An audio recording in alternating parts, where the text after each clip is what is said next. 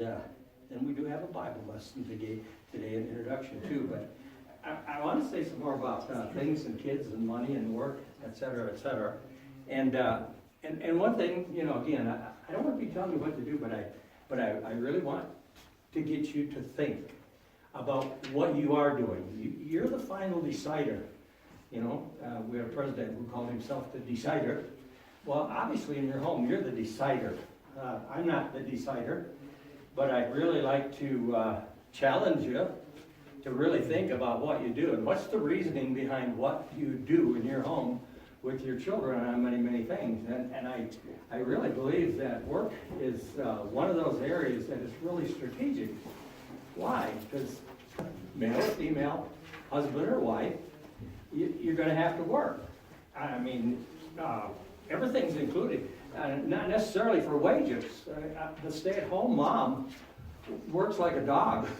Sometimes she might rather trade it for an 8-hour shift, 8 or 10-hour shift. That could be a lot easier than what she does as a stay-at-home mom with 2, 3, 4, 5 children that way.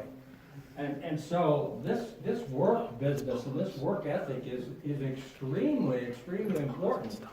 And, where does a person learn how to work? Home.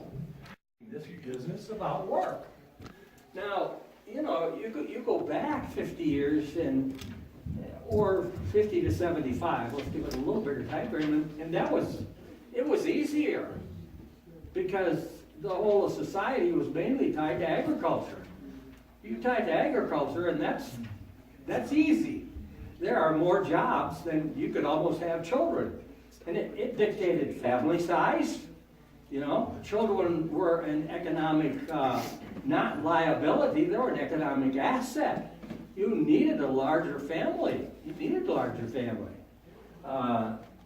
In Beverly's family, there were 3 girls and 2 boys, and 60 cows to milk, and no big milking parlor. It was a hand-pull job.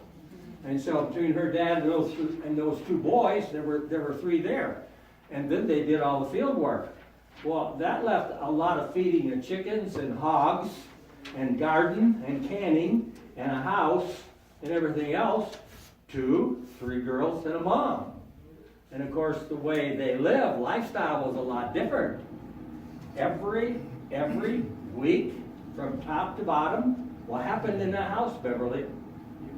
You cleaned every inch of that house. So if you ask our 4 daughters, 4 daughters, what happened every Thursday night after they got home from school at our house, what did they do? They cleaned every inch of our house, That kind of dictated what came across that way. Now, we don't have that kind of setting anymore. And so we have seen that affect sometimes the size of the family. We don't need that size of a family to operate that way. So things are different. So finding that many jobs in a non-agrarian setting is a little bit different. But if you live in a home, you can still find work for children. As long as there's a house, as long as there's a roof over the head, there are things to do, and you must get creative. You can find them. If they have a room, Sherry gave me a couple cartoons today. One of them is Baby Blues. I don't know if you've ever followed Little Hammy. Little Hammy is always in trouble, and Little Hammy figures out 47 ways to lie out of it at a time. And so his mother comes to Little Hammy, and he's sitting on the floor in a mess and says, "I want the truth, the whole truth, and nothing but the truth." And then the second cartoon frames, and she says to him, "And remember, the truth shall set you free." And Hammy says, "The last time the truth set me free, I spent the whole whole day in my room." It didn't set him, in his definition, didn't set him free that way. But if a child has a room, well, there's automatic work, that way. Well, I didn't grow up on a farm, but my parents figured out things for me to do. Coal-fired furnace. Oh yeah, all right, there you go. Coal-fired furnace. So Dad taught me how to fire the furnace. Well, that wasn't too bad But every Saturday, that furnace created what? Ashes and clinkers and coal dust and everything else. And of course, by the time you got done with that, you had coal dust all over the floor, all up the steps where everything else. So I created some of my own work that way. And so if you have a home, you can figure out jobs for the children. Now, if you have daughters, and nowadays the way culture goes, it's not too bad an idea for sons either, and you have a kitchen, you have jobs, and you need to train. And so your children are going to grow up to work all their life. They have to learn to work, and they need to learn to work from parents. So work becomes a very big thing and best to be taught in the home. Now, because work is so important to all of their life, they're going to have to be accountable. There's always going to be a what? Starts with a B. A boss. There's always going to be a boss. There's always going to be an authority. There's always going to be a superior that you have to answer to that way. So where should that begin? In the home. Home. Not just the mother-father role, the person you're accountable to. So as you teach work, you teach accountability for the work. That there's someone you're accountable to. Remember last week? What you expect, you must inspect. And so when the work is inspected at home, if it's not right, it must be redone. It must be made right. It must be made right. Come on in, morning to you. And so, the accountability for work. We're not talking behavior now. We're talking totally about the work ethic, the teaching of the work. There must be work. They must be accountable for the work. It must be done right. Now, obviously, you're matching this up to age-appropriate tasks that they can do. You're not assigning them things over their head. But we looked at some of those things, and we're pretty much in agreement on that list that these are age-appropriate things that they can be taught to do that way. Now, they must be taught to do some of these tasks for no financial rewards. Why? That's the way life is. You folks work, and let's just say you folks work 5 days a week at a job. And then you come home and you have nothing to do. Or you work an 8 or 10 hour day and you come home and you have nothing to do. The meal is going to automatically appear on the table. The clothes are automatically clean. Saturday is a totally blow-off day. There's nothing to do. Nothing goes wrong in your house. It needs to be repaired. There are no errands to be run, etc. Life does not work that way. And all those things you do outside of the office or the paid job, you do for what? Nothing. You do for nothing. But they are life demands. And so your children need to learn that there are things they do for nothing. Just because they are part of the family, they are part of the society, they are part of this world, they are part of life. There are things they do for nothing. So on that list of tasks that they get assigned to do, they're not paid for all of those things. You just do these things. And you get to pull your feet up the table and eat. You get to have some clothes on your back. You get to sleep in a bed. And at the end of the week, nobody hands you a bill for those things. But you have contributed to them. You have contributed meaningfully. And the parent should say thank you to the children for doing their part. Don't forget that. That's very important. They need that reassurance that you have contributed. Thank you for doing your part this week within the family. It is very important. Even if they didn't get anything besides the thank you, they have made a meaningful contribution that way. Now here's another thing about work that we should teach the children. They should be taught to do some benevolent work. They should be taught to do some benevolent work. Before the kids built the house and we moved in with them, we lived over by Baggs Elementary in a mobile home park. And one night, a few years back, we had one of those, 12-inch Cheyenne snows and everything. And we were sitting there, and all of a sudden I heard snow shovels. The obvious sound of snow shovels outdoors. And I looked out the door, or I opened the door. I can't see through doors. I didn't go to the old geezer to get my sight restored. I looked through the door with my Superman X-ray vision. I opened the door and looked out, and there's Brody Klein and Logan Klein, and they had a buddy with them. And of course, one of them had just got the driver's license so he could drive along. And there they were with the snow shovels just going at it, you know. And then I said something to him about, you know, my neighbor across the road there is a quadriplegic. Oh, they were on it like fleas on a dog, you know. And, you know, now, you know, two teenage boys, or three actually, I didn't know the third and everything else. But, you know, that didn't just pop into their head out of the clear blue sky. Somewhere along the line, some parents had taught them about doing benevolent work, doing something, kind deeds, random act of kindness or something. It's very, very important that you teach your children to do some benevolent work, kindness. Now you can tie that up with Christianity. You can introduce them to it by example, you know, start by doing it together, etc.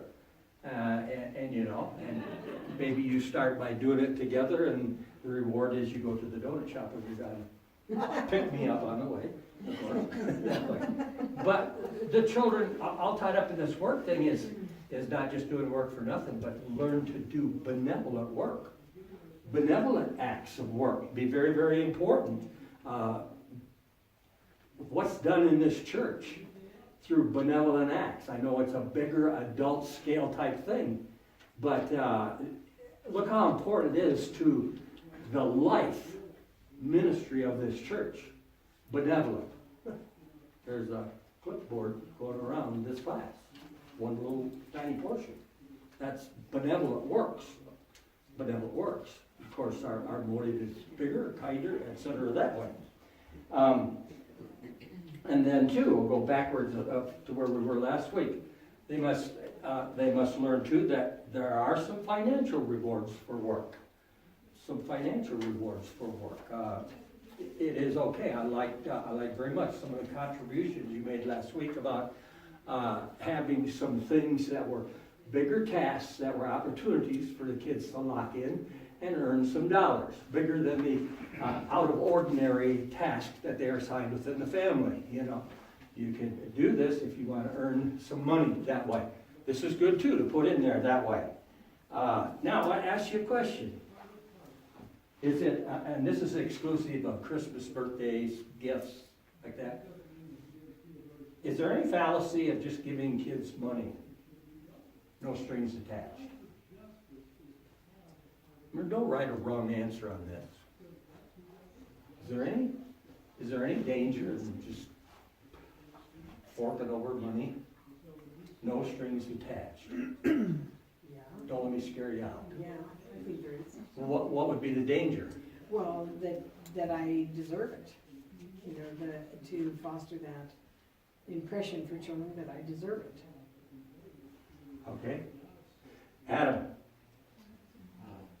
Grace might be defined as having received something we haven't earned, and so it could be a gracious act to give children Okay. things they haven't earned. In the course of business, you'll find that there are people that are just naturally the people that show responsibility before they get responsibility, and other people need to be given responsibility and trusted with that before they can show that they're responsible. It's weird, but it's just some people are.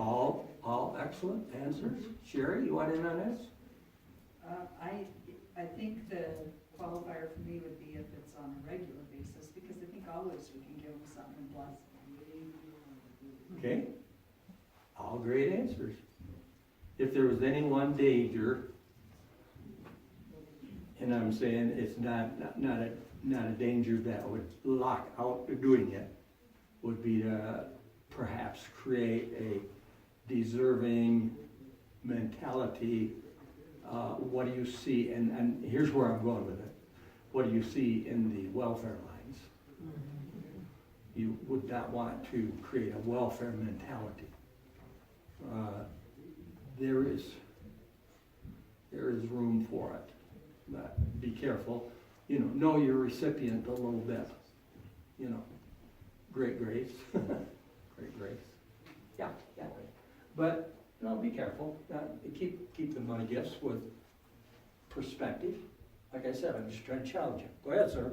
How much would you say that motive would play into the gift giving? I would say quite a bit, Adam. Yeah. You want to expand? Go ahead. Or just add the question. Perhaps if you're motivated by love, then giving is authentic, and Yeah. if you're motivated by fear or shame or guilt, or then you give it out of trying to appease the situation, or either your own guilt, or to keep a child placated. Excellent point. Yes, sir. Now, what is our motive for doing that? Yeah, very good. Yep. Now, let me take you a step in a different direction. Still on money. Please don't misinterpret what I'm going to throw out for you. I have a reason for going here, but I won't tell you until we're done. Okay? Let's go to, let me give you an example first, and we'll talk about it. A few months back, I went to a child's birthday party, okay? The child was 1 year old, okay? So this 1 year old child came dancing in the door, sang happy birthday to everybody, greeted us, told us how glad he was we were there, and then just, served us all refreshments and cake, and it just opened up his presents and went around to each one of us and personally thanked each one of us and just conversed with us and talked how glad he was we were there and wished us well when we left and everything else. And it was just wonderful when in reality he didn't even know it was his birthday, and halfway through got pretty tired of the whole mess and didn't open one of his presents. They were all opened by a relative. And the only contributing factor he made to it was to be used as a model to put a t-shirt on, which said Big Brother, to make an announcement of a new baby coming in the family. But boy, did he get the presents. Now you know where I'm going with this, don't you? Now, you see, what I'm really doing is I'm complaining because I only got one birthday party my whole life. And I was warped, man. I only got one birthday party. The Right Reverend Mr. Burrell, how are you doing? Here. We're going to stop the class and you give us a little update, brother. Well, they're all out there in the lobby, but anyhow, she didn't want to come in here and do what I'm doing right now. So anyhow, she's supposed to be working at the registration table for the ladies retreat as well, so she said she'd stay here, but I got them all here. But it took about a half hour extra. Brother, the fact that you got him here, you get credit in our book. Yeah. Good. Really. We are praying for you. I appreciate it. All right. See, so I was warped for life. I got one birthday party. I was 12 years old, and I only got one. And I had a couple friends come over, and my big sisters played a couple games and gave me a cake, and that's all I ever had. Poor boy. How many birthday parties did you have? Now I know why you're warped. When I was younger than you, when I had mine, I was only 9. Wow. Rub salt in the wound, that's good. Now, I would admit, birthday parties for little kids are a real struggle for me, and it's totally an age thing for me. I just go, oh my goodness, and this was a great grandson I'm talking about, I'm looking around thinking, this kid is 1 year old. what the stink you gonna do when he's 16? So I'm criticizing my own family, not yours. Yours might be worse, so watch out. We, and I'm gonna bring up a couple other things here, so don't get too comfortable. We live in a day and age where some things are a little different than when the old Larry boy grew up, And yeah, they seem pretty elaborate to me. Let me ask you another one. I won't put you on the spot about your birthday parties for your children, but I do want you to think it over for the point I'm going to make. How are the tooth fairies paying nowadays in this economy? I heard a tooth fairy was paying $10. What? Yeah, see, I even got somebody agreeing with me. Go ahead, Chad. We heard someone, they said, We're really in a Bible verse of the day, aren't we? it was $20. No. $20. Not Marty. I'd be getting a hammer and knocking my teeth out for $20. I don't know anything about that. Cover her ears, she's never heard of the term tooth fairy. Well, inflation has certainly set in. Right, Steve? Steve agreed, yeah. Okay, tooth fairies. How about grades on a report card? How about grades on a report card? Got your jaw set. No. Boy, there's one over there. She not only shaking her head, no, she's gritting her teeth. Okay, good enough grades. We didn't get a spanking. If you got good grades, yes, 6-year-old great grandson told Karen 2 weeks ago, said, Grandma, I am ready to go to heaven. And she said, really, Dom? Why? I said, I go to heaven. He said, I know now every time I get in trouble, the paddle is coming out and I get a spanking. And when I get to heaven, I know I'm not going to get any more spankings. Hopefully you hurry up and get there, because at the rate you're going, you're going to get a lot more here.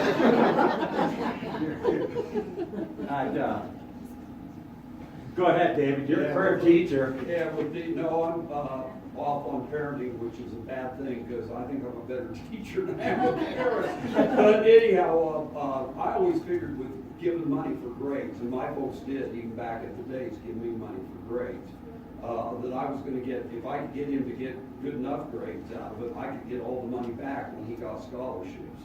So I didn't see There's a lot of reasoning.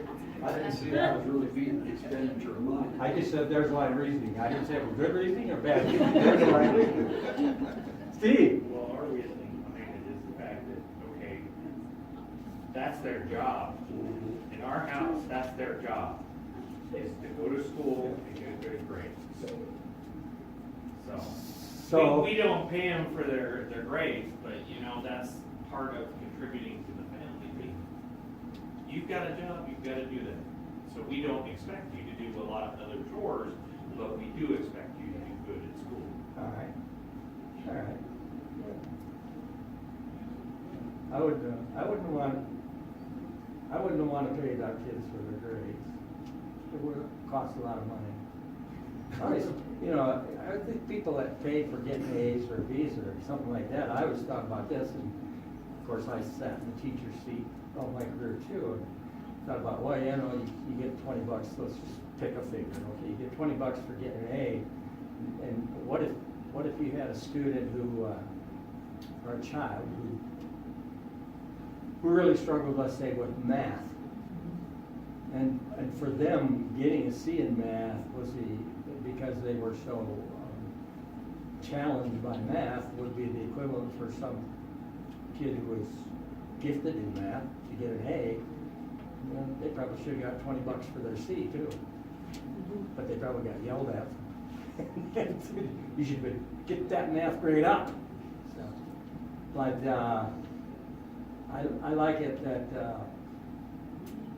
it's your job, and then you could drag it into that's not a good word, but take it into Christian philosophy. What do you expect it to do with your gifts and ability as a Christian? What would you say? I mean, God has given us all a brain.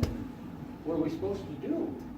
Our job is to go to school or be educated, what are we supposed to do in that job? I see heads doing this, but I don't hear any words. Use it for his Use it. glory. Well, what does that mean? Priscilla, Whether they pay you or not, you Well- use it for his glory. well, what does that mean? It's the way that you use what you're given, your intellect, your physical abilities, and that are to point others towards Him. So the people you encounter should know that you're pointing them towards Why God. don't you go further? And if that is how you're using those abilities, whether or not you see any benefit from it or not. But you should be doing the, The best. thank you. I've David, been reading John Maxwell's book, and he said, whatever we do, we should add value to others. It's not about adding value to us, it's about adding value to others. And of course, the number one value being pointing toward the Lord, but there's a lot of other things as well. true, but there is a measurement. We're going to take a report card home or some performance scale and lay it in front of our parents.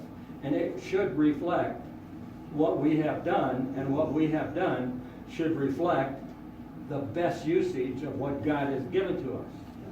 And 5 kids, we never told them they had to have any grade, A, B, C, D, or you're going to be executed.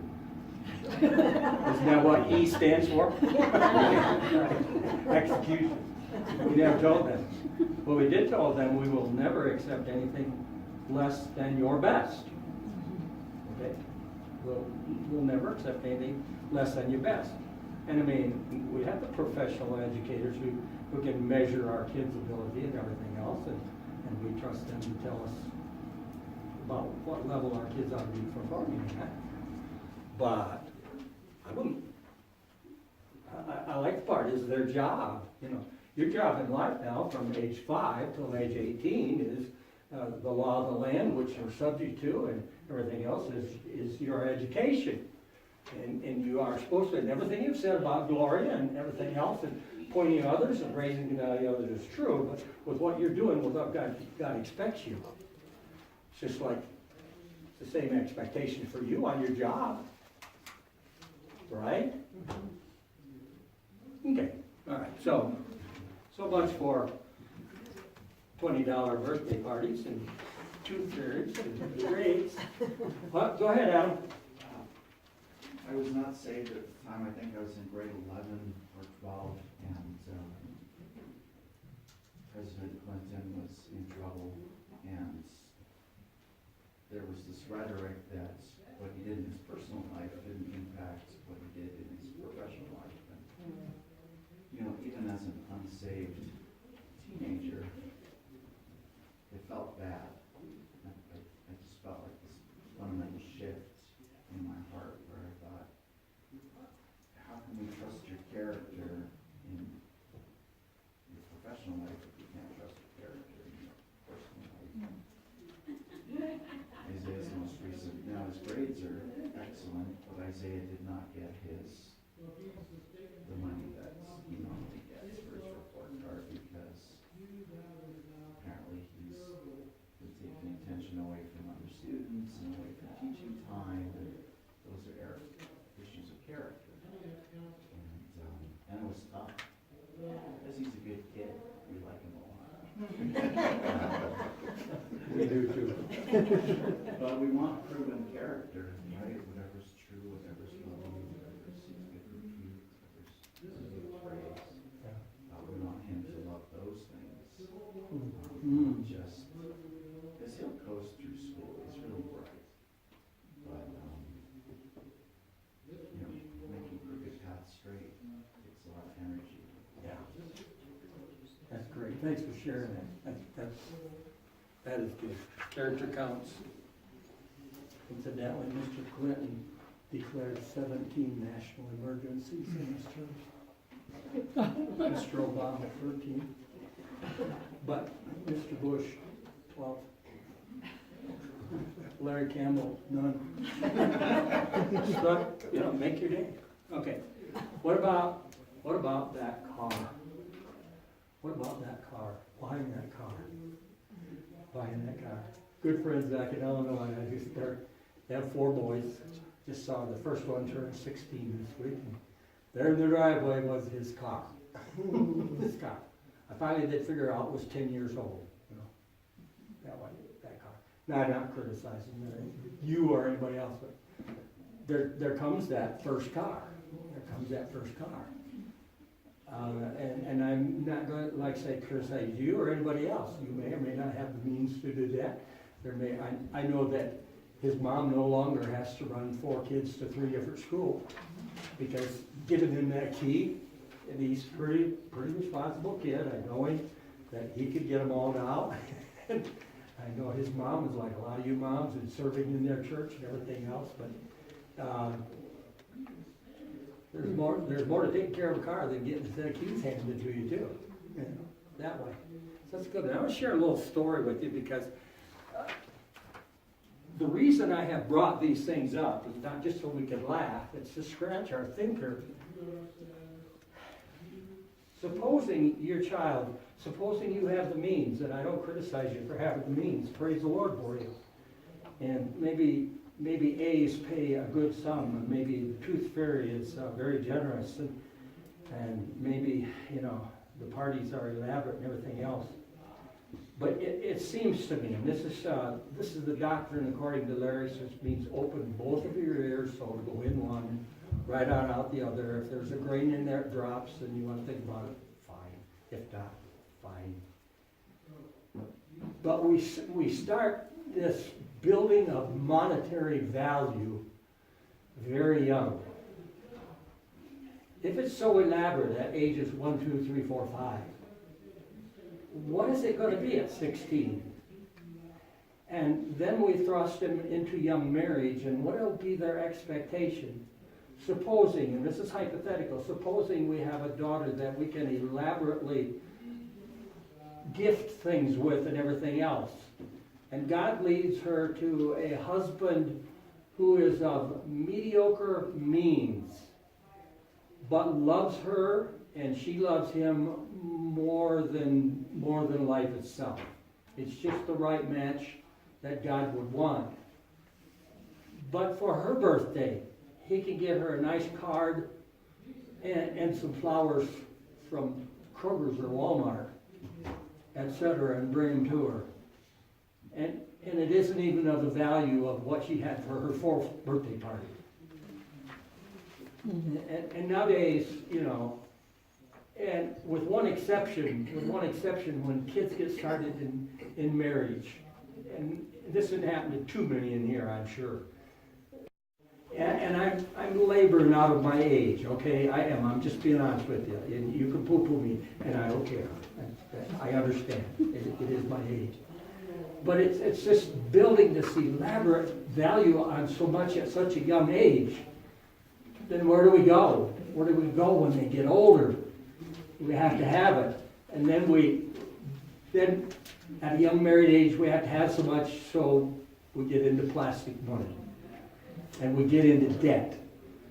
Now, with one exception, if a young couple can get into purchasing a home for what they will be throwing down the drain in rent, and they're going to be and they can get something that appreciates, I'm all for that. But most everything else depreciates. You buy a car and you drive it 100 feet out onto the street and you lose $10,000, etc. And so with all of this, I'm not trying to get you to change, I'm trying to get you to think what you're doing, because you are building all this financial knowledge and value on things into your children. Be very careful. Be very careful, because what's it going to be when they're 50, 60, 17, 18, 19, 20, and through their young 20s as they're establishing their lives and their homes? There's one more thing I want to bring in on this that I think that you should consider as they grow up through it. I want to give you an example. Dad always saw that I had the furnace at least and take out the trash and things like that. He was a country pastor, mostly country churches, all milk cow farmers. And so when I got in, say, the 8th grade, there was always jobs in the summer, bucking bales. There were always bales.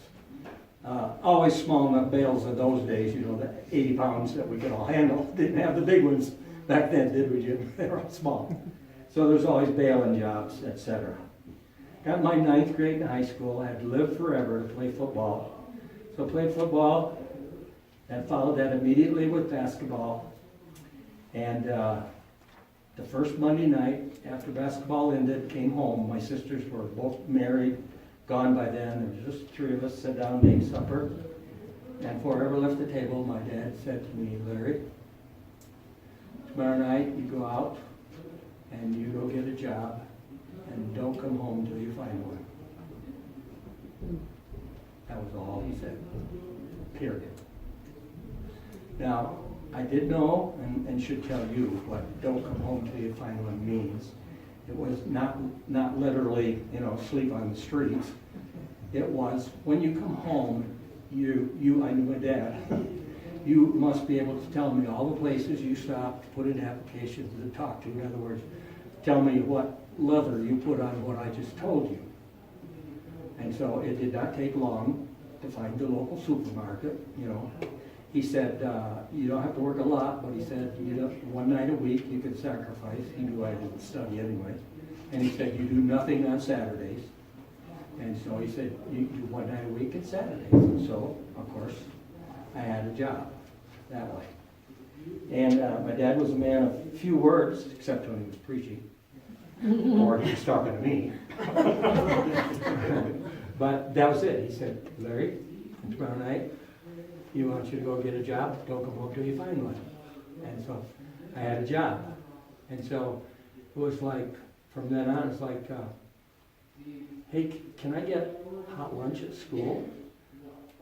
And he would just look at me and he'd say, you got a job? In other words, Mom will gladly fix you a bologna sandwich and an orange or apple in a sack. Oh, that was not cool. Even in a Cowtown school, that was not cool. And he would just look at me and all he would say is, you got a job, etc. And so it was always like that. Well, you know, you played sports, you had to get back and forth to school, and you either hitchhiked or walked. And your parents were going to come pick you up in our school because they were all busy. They were milking cows. Or in my dad's case, he was calling on people or something. And so we walked or hitchhiked. It's only 5-6 miles. So most of us guys who were freshmen and sophomores bought motor scooters. We got motor scooters. If you're 11th or 12th grade, the guys had Harleys. Believe it or not, back here. There was a guy right next to school, had a barn. We got to park him in all day. And the principal said, and you will not take him out all day. What right did he have to do? In those days, if the principal said, you did. Okay. Well, when you're junior or senior, I knew I'd never get a Harley. That would never be allowed. So I wanted a car. Well, we had open campus, so 1 block from the school was the car dealership. You know, went down and saw her uncle, who was the car salesman. Got a really nice car here today for you boys. And we're always down there looking at 1957 Chevys, 56 Chevys with tail fins. Now, mind you, this was in 56. Now, where did guys who were throwing bales around the suburb or sacking groceries get money? So, you know, our ideals were up here, and our pocketbooks were non-existent. So, I kept telling my dad, I want to get a car, I want to get a car. Okay, I want to get a car. Well, you got a job. Sacking groceries. First time I got a little envelope with my money and got paid in cash. And he had a little slip. You worked so many hours at, you know, $1.10 or something like that. And then you had some kind of deduction, and then it said SS minus 42 cents or something. And I said, John, what's that 42 cents you took out of me? What is SS? He laughed. He said, you'll learn. I said, it's a word called Social Security. Now I live on it. Seems like 42 cents too. And so, you know, it kept bugging a little, but you didn't bug my dad much for a car. One day my dad said, still want a car? I said, yeah. He said, I think I found you one. Really? Yeah, let's go look at it. And then he said these words, he said, I'll help you. I thought, my dad must have got saved. Oh, no. In a Baptist church, too. So he takes me down and he said, 49 Plymouth. So it's in good shape. You want it? Well, I mean, there was no alternative. There was no alternative. Yeah. Yeah.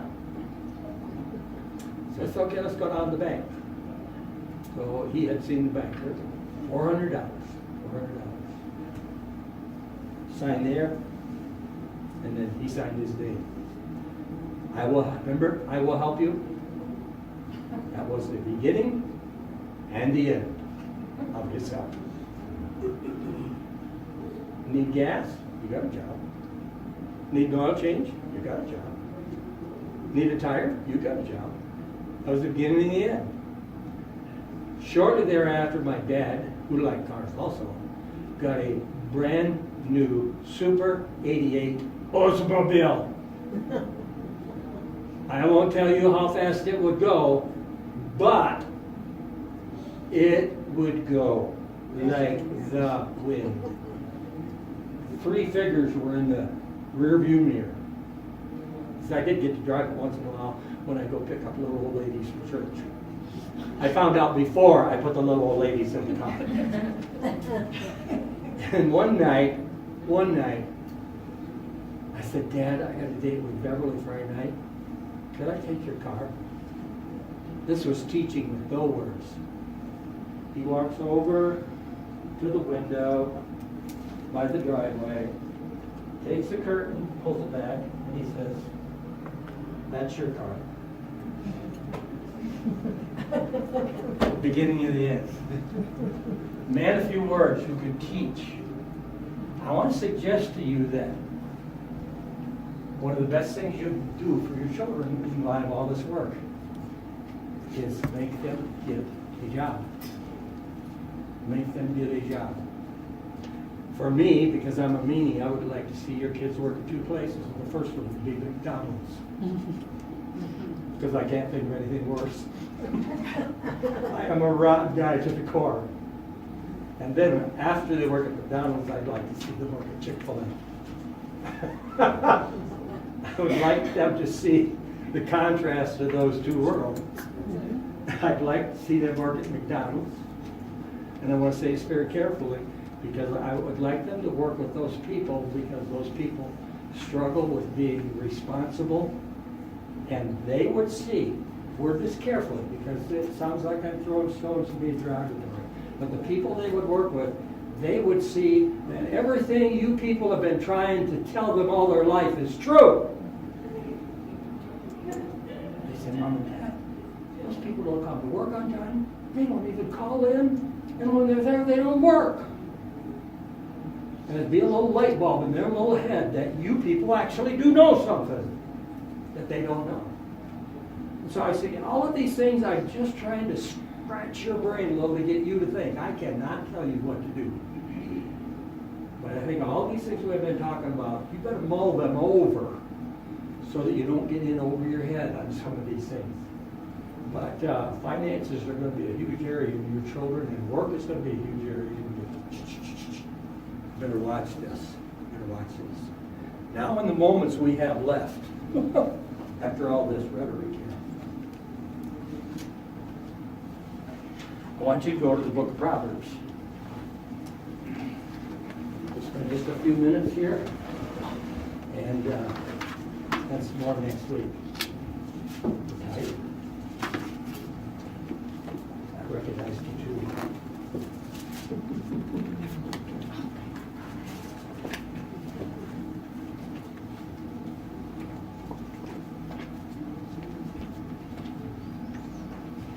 Let me ask you a question, because I just don't know this.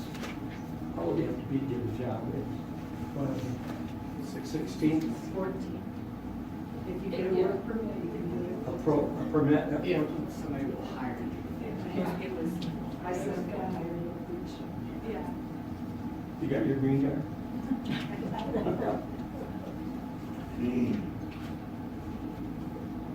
There were not many, but there were a few in the old days.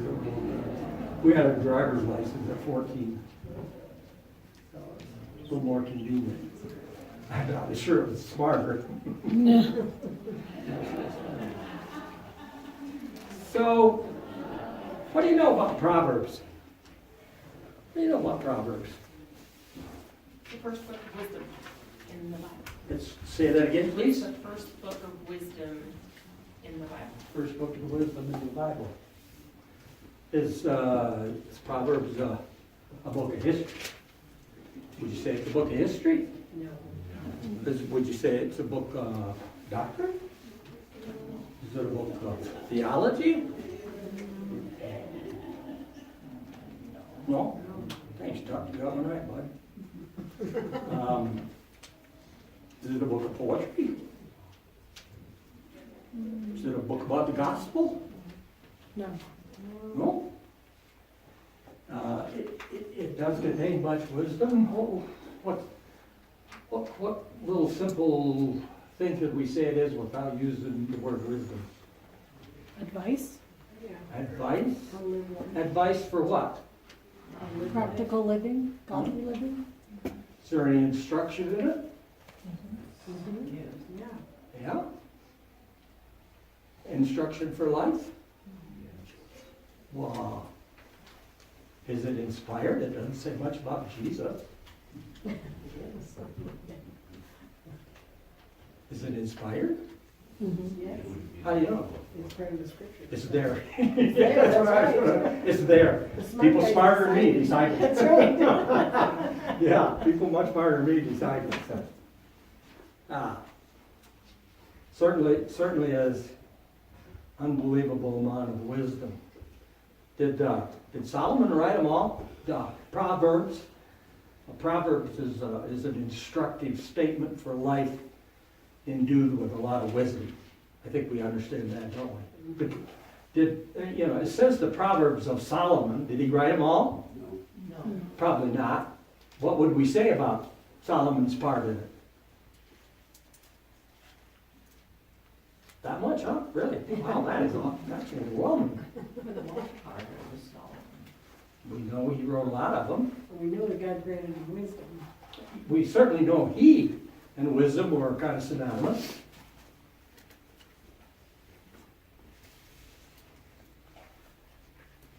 Wow. My people will have something to say. Would you kind of call him an editor, a gatherer of, a putter together of? Not a very good grammatical sentence there. Yeah, we probably, and those much wiser than us would probably say Solomon wrote probably a majority of these and certainly was responsible for the gathering and putting together of the book. We certainly recognize it as scripture, as inspired scripture, etc. But it's not a gospel, doctrinal, theological, historical. Does not talk a lot about Christ. But I certainly know that the all-knowing God knew that we had a need to have a lot of wisdom to live the life. And as you look at this, and you say, where does it fit in the age of history? And you can say, every day. Yeah. Every day. It's just wonderful. To absorb all this would take every day of the ages that God would allow, put it that way. Now, in verse 2, 3, and 4, in 2, 3, and 4, he lists 10 things. There are 10 words, and the 10 words I have put on your notes there, 10 words which are, I use the word categories, okay? They're kind of like all of the book and all of the sayings, the instructions, the wisdom, and everything fall into these 10 categories. They fall into these 10 categories. Now, what I want to say to you up front, and as soon as I say this, we'll say, oh my grief. We talked about character building in our children. Well, here's where we start. And we look at those and say, oh yeah, right, my 4 or 5-year-old or my 16-year-old is certainly going to swallow all those. No, it's a base platform where we start. And I would say, this is my saying, nobody else's. I would say that this is the base from 0 to death. 0 to death, okay? Now, we're sitting in a parenting class talking about children 0 to 18, all right? But it's 0 to death because Larry at 79 needs everything in this book, okay? Needs everything in this book. And you sitting there from 0 to whatever you are, you know, you need everything in that book. And we're trying to get some for our children, 0 to 18 or 19 here, needs everything in this book. And a lot of you are in a starting place that's 0 maybe to 4, 5, 6, 7, 8, 9, 10, etc. And you look at that and you say, well, I cannot go home and begin to teach, da-da-da-da-da. What have I got here? Let's find my sheet.